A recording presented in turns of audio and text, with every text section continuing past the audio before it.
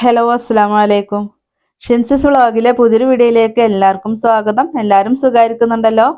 അൽഹംദുലില്ലാഹ് ഞങ്ങളും ഇവിടെ സുഖമായിരിക്കുന്നു കേട്ടോ.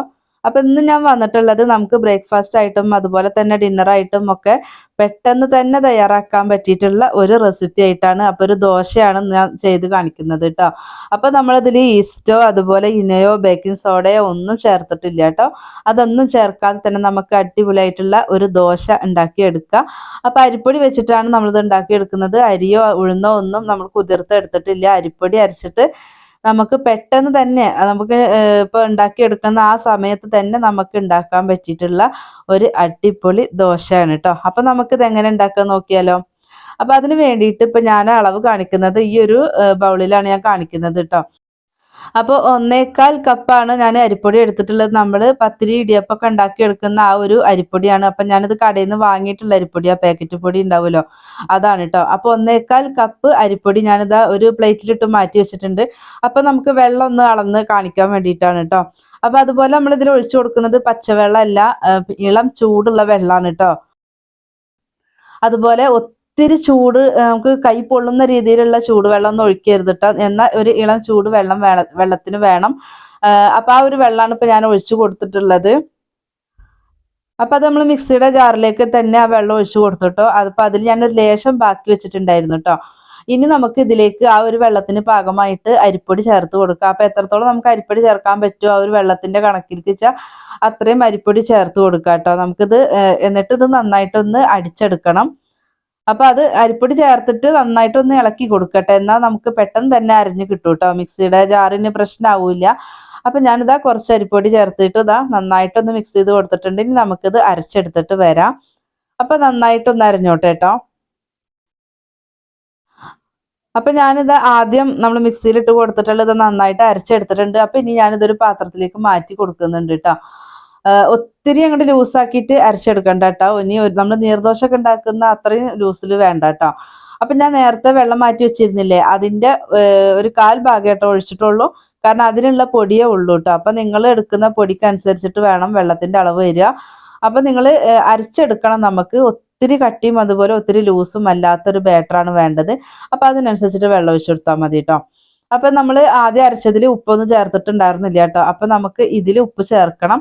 അപ്പോൾ ആ പൊടി ഇട്ട് കൊടുത്തിട്ട് ഇതാ നന്നായിട്ട് ഒന്ന് ഇളക്കി കൊടുത്തിട്ടുണ്ട്. ഇനി നമുക്ക് ഇതിലേക്ക് നമ്മുടെ ദോശക്ക് ആവശ്യമായിട്ടുള്ള ഉപ്പ് ചേർത്ത് കൊടുക്കുകയാണ്. അരച്ച് കഴിഞ്ഞതിന് ശേഷം ഉപ്പ് ഒന്നും കൂടെ ചെക്ക് ചെയ്യണം കേട്ടോ. അപ്പോൾ ഇനി ഇതൊന്ന് അരച്ചെടുക്കാം. അപ്പോൾ ഞാനിതാ അതും കൂടെ അരച്ചെടുത്തിട്ടുണ്ട്.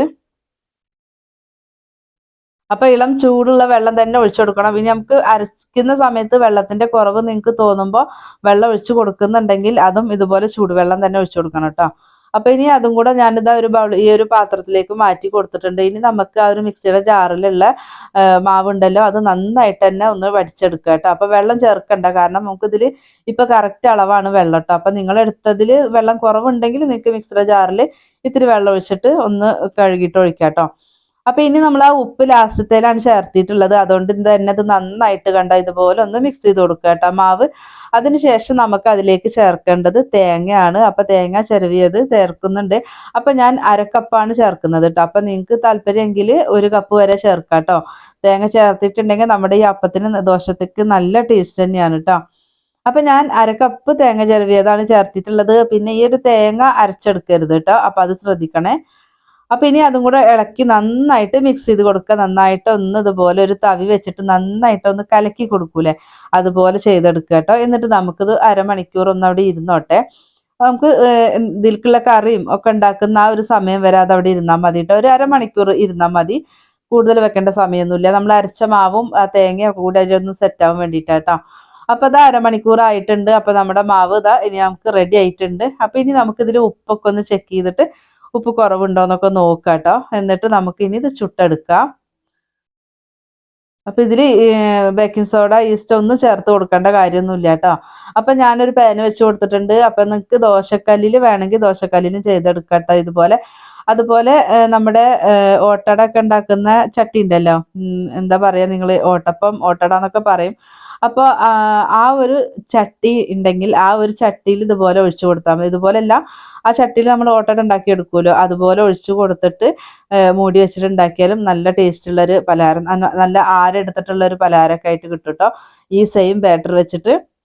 അപ്പോൾ തന്നെ ഞാൻ ആദ്യം ദോശ ഒഴിച്ചു കൊടുത്ത് ചുറ്റിച്ചിട്ടുണ്ടായിരുന്നു. പിന്നെ നമുക്ക് ഈ ഒരു ദോശ ഉണ്ടല്ലോ, ഇത് ഹോൾസൊക്കെ വരും കേട്ടോ. അപ്പോൾ ആ ഹോൾസൊക്കെ വന്നു കഴിഞ്ഞ് മുകൾ ഭാഗം ഒന്ന് ഡ്രൈ ആയി വരുന്ന സമയത്ത് നമുക്കിത് മൂടി വെച്ചിട്ട് വേവിച്ചെടുക്കാം കേട്ടോ.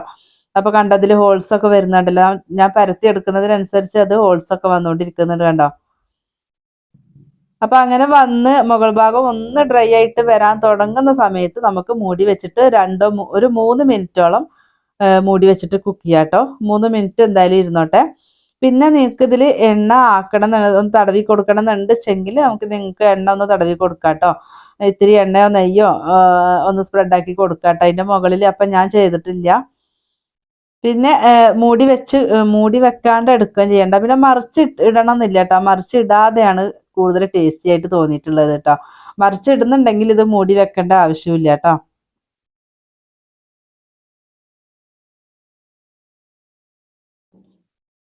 അപ്പം ഞാൻ അതാ മുഴുവനും ഒന്ന് ചുട്ടെടുത്തിട്ട് കാണിക്കാം കേട്ടോ. അപ്പോൾ നമ്മുടെ ദോശ നല്ല അടിപൊളിയായിട്ട് തന്നെ നല്ല ടേസ്റ്റി ആയിട്ടുള്ള, അതുപോലെ തന്നെ ഈസി ആയിട്ടുള്ള ദോശ അത് ഉണ്ടാക്കി കഴിഞ്ഞിട്ടുണ്ട്. അപ്പോൾ നമ്മുടെ വീഡിയോസ് കാണുന്ന പുതിയതായിട്ടുള്ള കൂട്ടുകാർ പ്ലീസ് ഒന്ന് സബ്സ്ക്രൈബ് ചെയ്തിട്ട് സപ്പോർട്ട് ചെയ്യണം കേട്ടോ. വീഡിയോസ് കണ്ടുകൊണ്ടിരിക്കുമ്പോൾ ഒന്ന് ലൈക്ക് അടിക്കാനും മറന്നു പോവല്ല കേട്ടോ. നമ്മളുടെ ചാനലിൽ ഒത്തിരി റെസിപ്പികൾ അപ്ലോഡ് ചെയ്തിട്ടുണ്ട്. വെറൈറ്റി ആയിട്ടുള്ള ഒരുപാട് ദോശേൻ്റെ അപ്പത്തിൻ്റെ ഒക്കെ റെസിപ്പി ഇട്ടിട്ടുണ്ട് കേട്ടോ. അപ്പോൾ നിങ്ങൾ അതൊന്ന് കണ്ടു നോക്കണം കേട്ടോ. നമ്മൾ ഈസ്റ്റോ ബേക്കിംഗ് സോഡ ഒന്നും ചേർക്കാത്ത റെസിപ്പികളാണ് ഞാൻ ചെയ്തിട്ടുണ്ടായിരുന്നത്. അപ്പോൾ അതൊന്ന് കയറി കണ്ടു നോക്കി നിങ്ങളൊന്ന് ഉണ്ടാക്കി നോക്കിയിട്ട് നിങ്ങളുടെ ഫീഡ്ബാക്കും കൂടെ തരണം കേട്ടോ. നിങ്ങൾക്ക് യൂസ്ഫുൾ ആയി തോന്നിയിട്ടുണ്ടെങ്കിൽ നിങ്ങളുടെ ഫ്രണ്ട്സിനും ഫാമിലിക്കും ഒക്കെ ഒന്ന് ഷെയർ ചെയ്ത് കൊടുക്കാനും കൂടെ മറക്കല്ലേ. അപ്പോൾ നമ്മളിതാ അരിയും ഉഴുന്നും ഒന്നും അരച്ചെടുക്കാതെ അപ്പം തന്നെ നമുക്ക് ഉണ്ടാക്കിയെടുക്കാൻ പറ്റിയിട്ടുള്ള ഒരു ദോശയായിരുന്നു. അപ്പോൾ ഇതിൽ ബേക്കിംഗ് സോഡയോ ഒന്നും ചേർക്കാത്ത ഒരു ദോശയുടെ റെസിപ്പി എല്ലാവർക്കും ഇഷ്ടമായെന്ന് വിശ്വസിക്കുന്നുണ്ട് കേട്ടോ. അപ്പോൾ എല്ലാവരും ട്രൈ ആക്കി നോക്കണം കേട്ടോ. നല്ല സോഫ്റ്റ് ആയിട്ടാണ്. നിങ്ങൾക്കിത് മൊരിപ്പിച്ചിട്ട് എടുക്കണം എന്നുണ്ടെങ്കിൽ, അങ്ങനെയാണ് താല്പര്യം എന്നുണ്ടെങ്കിൽ അങ്ങനെ ചെയ്തെടുക്കാം കേട്ടോ. അപ്പം ഞാൻ നല്ലോണം ഒന്നും മൊരിപ്പിക്കാതെയാണ് ഞാൻ ഈ ഒരു ദോശ ചുട്ടെടുത്തിട്ടുള്ളത് കേട്ടോ. അതൊക്കെ നമ്മുടെ ഇഷ്ടത്തിന് എടുക്കുക. ഇപ്പോൾ നല്ലോണം ഒന്ന് മൊരിഞ്ഞ് കിട്ടണം എന്നുണ്ടെങ്കിൽ ആ രീതിക്ക് നിങ്ങൾക്ക് പരത്തിയിട്ട് വെച്ച് കൊടുത്താൽ മതി. കണ്ടല്ലോ, നല്ല അടിപൊളിയായിട്ടുള്ള ദോശ. നമുക്ക് ആ തേങ്ങ ഒക്കെ കഴിക്കാൻ കിട്ടുമ്പോണ്ടല്ലോ അടിപൊളിയാണ് കേട്ടോ.